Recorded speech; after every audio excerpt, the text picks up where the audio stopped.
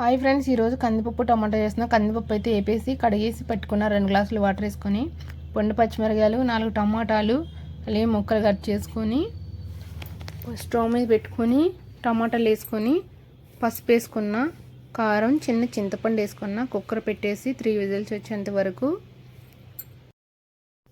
3 whistles వచ్చాక మూత తీసుకొని ఉప్పు అయితే 1 నిమిషం గట్టితో కలిపేసి ఉప్పు వేసుకొని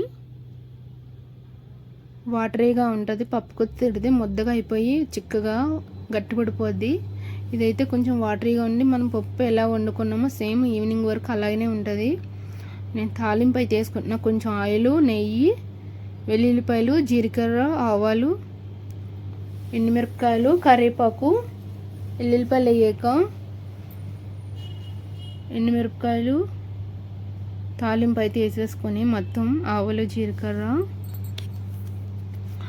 లాస్ట్ ఫైనల్గా ఇంగువతో వేసుకుంటే నెయ్యితోని పప్పు అయితే సూపర్ ఉంటుంది. మీరు కూడా ట్రై చేయండి. మీకు కానీ నచ్చితే లైక్ అండ్ షేర్, సబ్స్క్రైబ్ చేసుకోండి. అలాగే కొత్తగా చూసిన వాళ్ళు ఎవరైనా లైక్ కొట్టండి, సబ్స్క్రైబ్ చేసుకోండి. మీరు కూడా ట్రై చేయండి. టేస్ట్ అయితే సూపర్ ఉంటుంది. పెరుగు, అప్పడం, పప్పుని కాంబినేషన్ సూపర్ ఉంటుంది. ఆవకాయ పచ్చడి.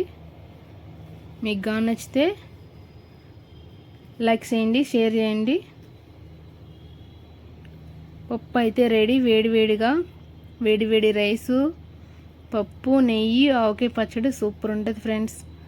మీరు కూడా ట్రై చేయండి. కాంబినేషను స్మెల్ అయితే అదిరిపోయింది. నా వంట అయితే అయిపోయింది. ఫైనల్గా కొత్తిమీర వేసుకొని రెడీ. కందిపప్పు టమాటా రెడీ. Today.